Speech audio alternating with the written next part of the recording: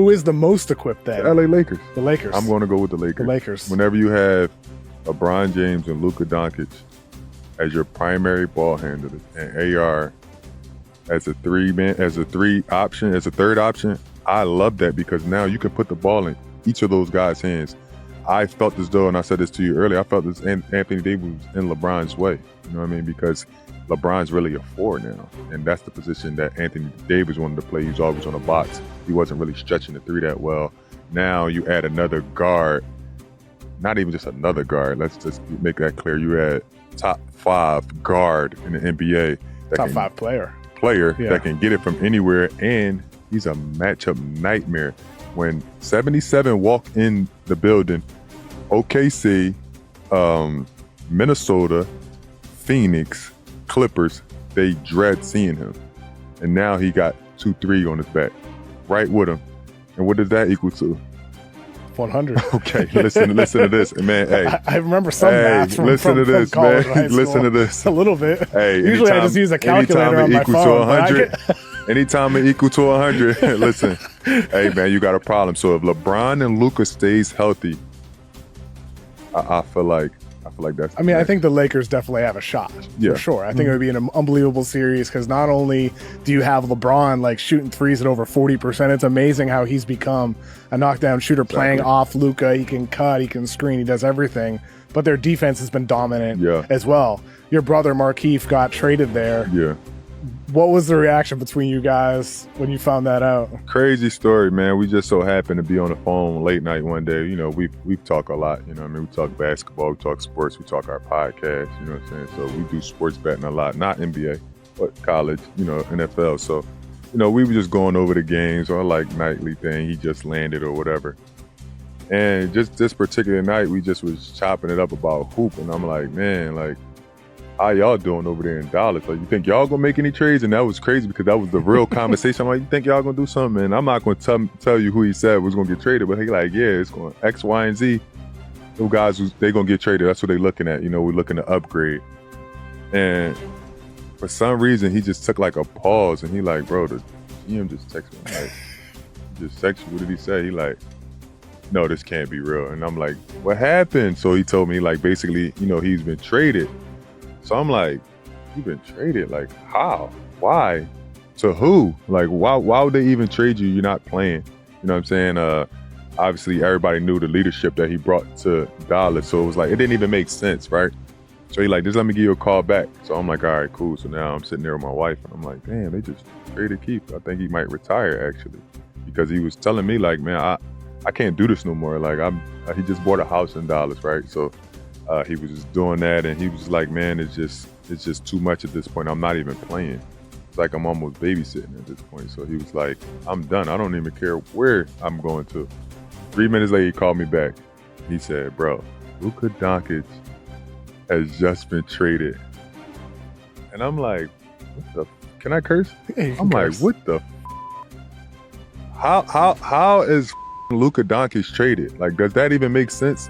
So now, when he said the Lakers, I said, you going to the Lakers, right? He said, hell yeah, I'm going to the Lakers. And I'm thinking to myself, well, you know, you might just have won another championship. Like, literally, you really might just have won a championship. And the part about it that I think a lot of people don't see is that Keith and Luka has a really good relationship, like a really good relationship. So I think that they probably noticed that and they wanted, you know what I mean, Luka to feel better, to go into a new place where you have somebody that's, you know, that's been a teammate. Also, Dorian Finney-Smith, he's been a teammate of him. And then Max Kleber, you know, he's been injured, so no one really talking about him.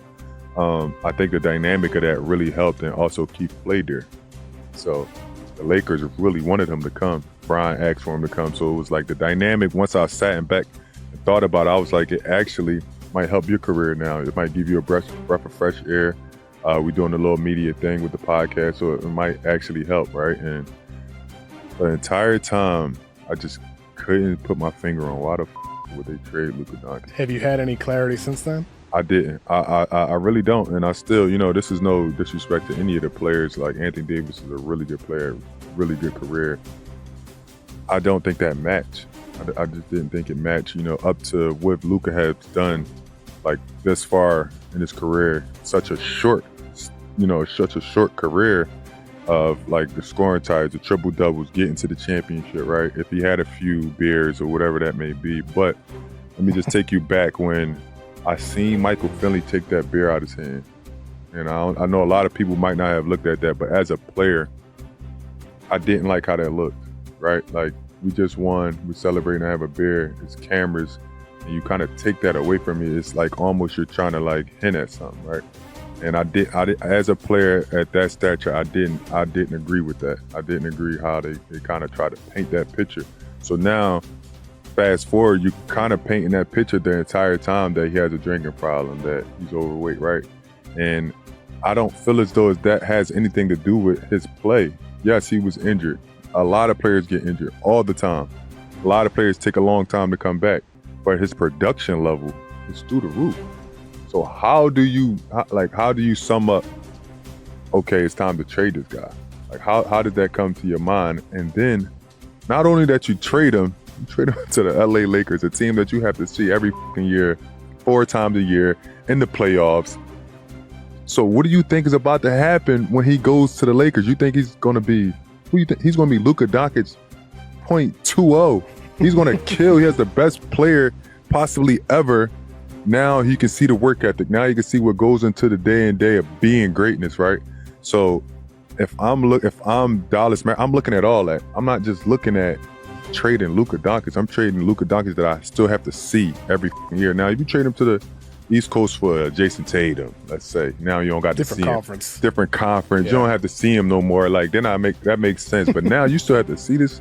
You have to see this 4 times a year. We talking about possibly the best player in the NBA for years to come, because what he doesn't need athleticism. He could do the same thing for 10 more years, literally. Yeah, I mean, and now LeBron's career could be extended as well. Playing with Luka. I mean, I still can't wrap my head around it. It's been over a month now. I can't. I still can't believe it actually happened. And obviously LeBron is out injured right now. Hopefully, he's able to be healthy come playoff time and all that. But Luka playing with this guy, you might see the best version of Luka ever as well. Despite the heights that he's already reached, he still hasn't won an MVP. Right. But you could see the best version of Luka ever as well. And so, are you surprised? One thing I'm curious about with the Lakers, you say they're best equipped to beat OKC. I assume that means yes or no, they're your pick to go to the finals in the West? Yes. They're your pick for the finals. Like the Lakers. Part of it's their defense. Yeah. And Luka, I feel, even offensively, he's still not at his peak levels yet.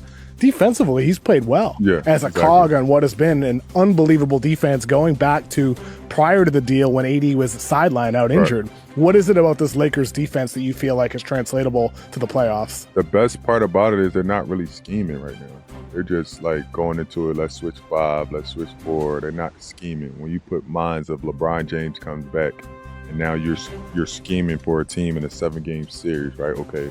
They might do this with Luka. They might try this with Luka. Now you have the minds of JJ Redick and LeBron putting Luka in the best spots. So even if he was a small liability, we'd be able to cover that up just off of thinking the game, right? Scouting the game, seeing things that other teams don't see, putting them in positions where people can cover for him, right? I think that people looking past that. Yes, Luka he might not play defense that well, but most superstars don't, right? Most superstars don't play both sides, but most superstars don't average almost a triple-double. Most superstars can't get 50-point triple-doubles and still play both sides of the floor, right? So my thing is the team is well-equipped to be able to cover anything that he has. Hello, xin chào tất cả mọi người. Hôm nay mình sẽ hướng dẫn mọi người làm một chú vịt màu vàng nha. Mọi người cùng bắt tay và làm với mình nha. Đây là những dụng cụ mình đã chuẩn bị để mình làm nha mọi người. Mọi người cùng làm với mình nha. Đầu tiên là mình sẽ bỏ gọn kéo sang một bên. Tiếp theo, mình sẽ gấp chéo tờ giấy lại.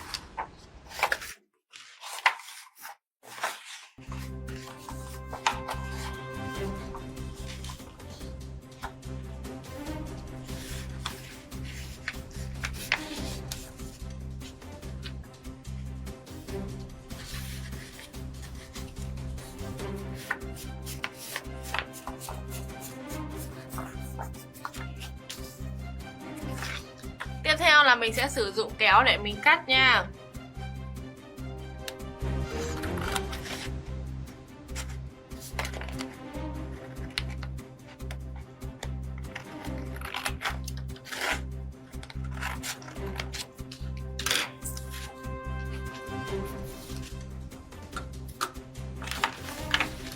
Tiếp theo là mình sẽ gấp chéo tờ giấy này lại.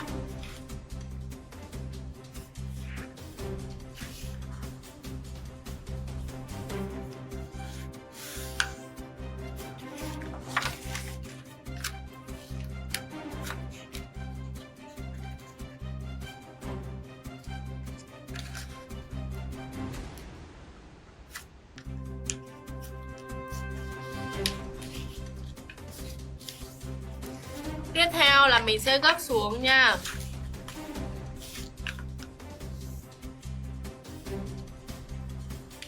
Vậy là mình đã được một tờ giấy như này rồi nha mọi người.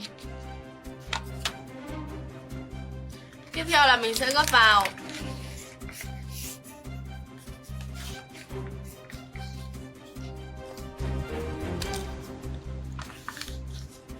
Mình gấp ngược lại như này nha.